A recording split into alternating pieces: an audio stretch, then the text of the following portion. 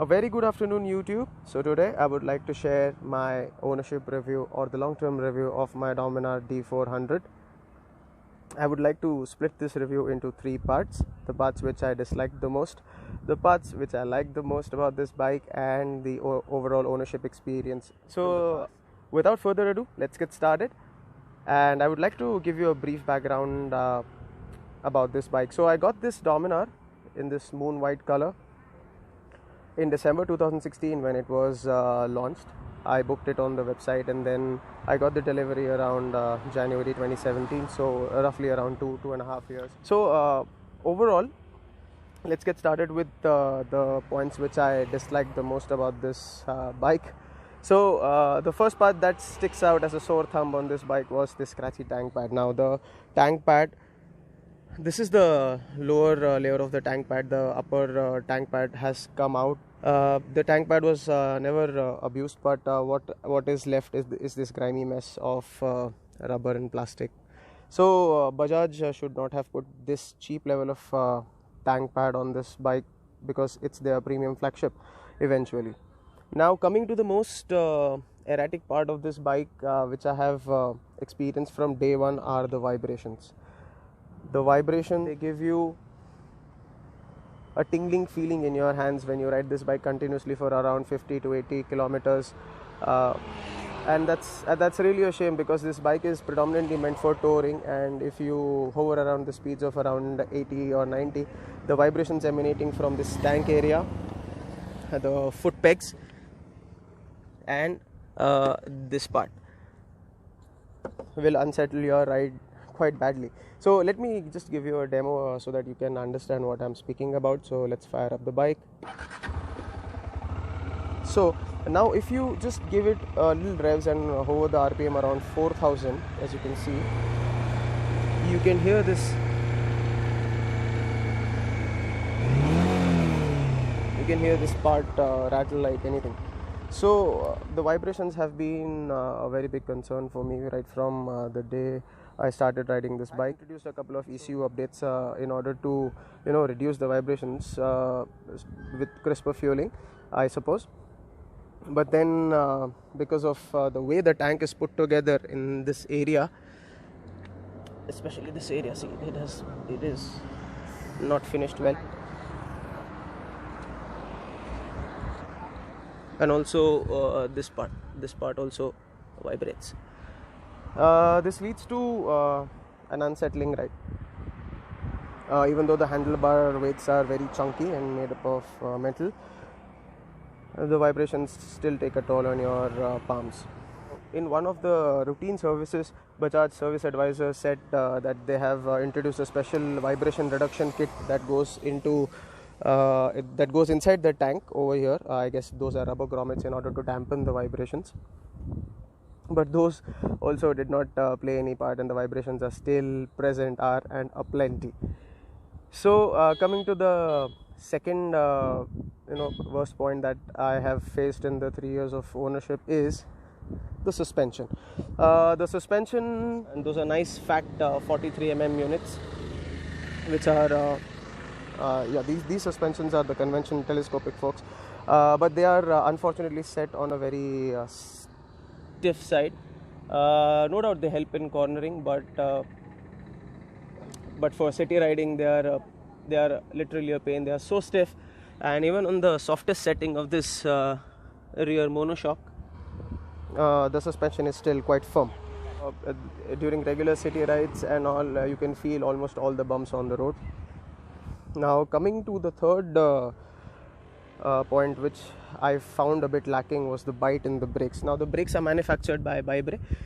These are Brembo brakes, but made by an Indian subsidiary of Brembo, that is Bybre. So the disc is a 320 disc. This is the ABS ring, and the brakes do have good initial bite, but the progression at the lever is really wooden, and this bike definitely deserves better brakes. During every service I have complained about the vibrations, but the service engineers here in Pune are unable to find a solution on the same. Okay, so these were the 3 points which were very disappointing to me as an owner of the Dominar. Also, one point is the wind blast post 100 kilometers an hour. So this bike does not have any kind of wind protection. So it does have this small wind deflector, but it does not work post say 60-70 kilometers per hour. So once you are cruising at around 100-120 kph, the wind blast is ferocious. So it's better to get some dull windshield. The AS 200 windshield, I suppose, works well for this bike. It's not a retrofit, but you can get it in most shops. One more thing are these mirrors. These mirrors are not that wide, so there is some obstruction of the view behind. But okay, so all in all, these were some of the points which have disappointed me throughout the 3 years of ownership of this bike.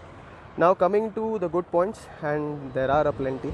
First are the looks, and boy, this bike looks amazing.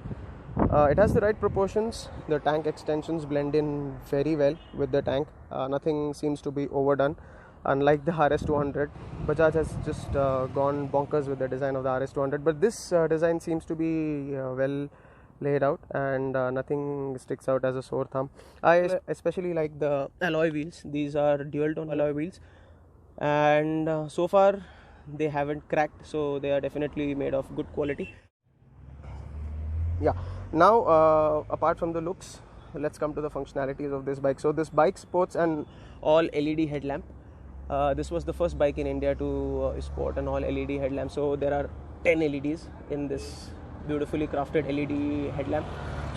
The throw is really powerful, unlike some of the Yamaha counterparts. Illuminates the road well. There is a sharp cutoff to the beam, which I can demonstrate in some other video. But overall, the lighting performance from this LED unit is fantastic. Also, the indicators are nice. They are all LED. Same for the brake lights. It seems like you're following some other Pulsar. That's the Bajaj trademark for you. Same as this with this stubby exhaust. The exhaust note is good. Nothing to write home about. Bajaj has definitely improved on the exhaust note on the Generation 2 Dominar. So instead of this single barrel unit, you get a double barrel unit.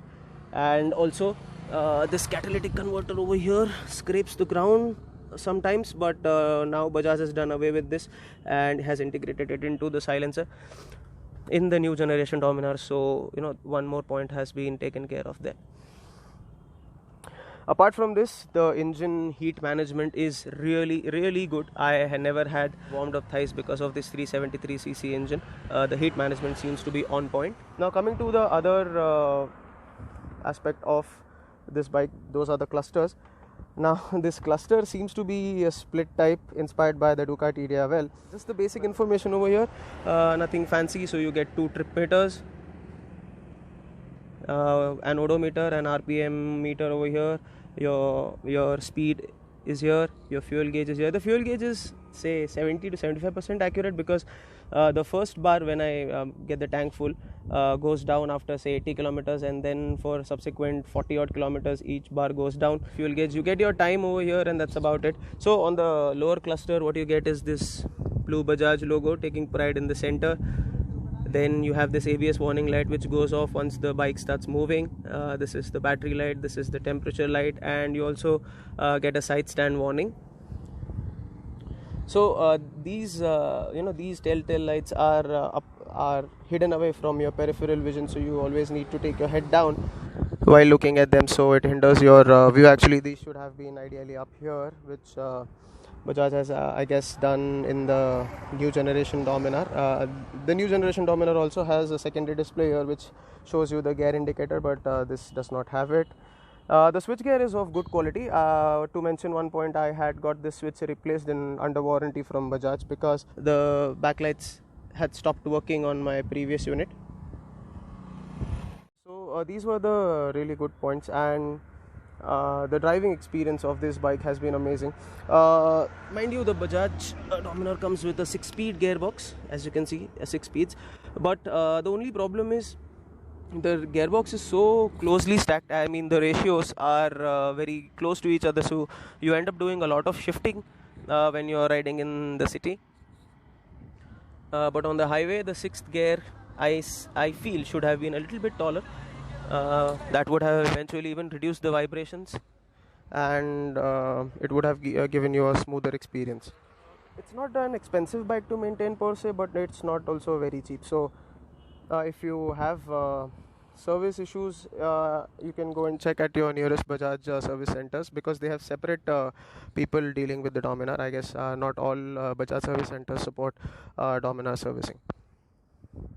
So yeah, that's a quick wrap up on all the things that I liked and disliked about this bike. So any Dominar owners out there, if you are facing the same vibration issue, and if you have countered the same issue by installing some add-ons, you can please recommend it to me. And yeah, I hope sometime my Dominar will also be free of any vibrations. Hope you found it useful. So if you like this video, please give it a big thumbs up and subscribe to my channel. Thank you so much for watching. Bye.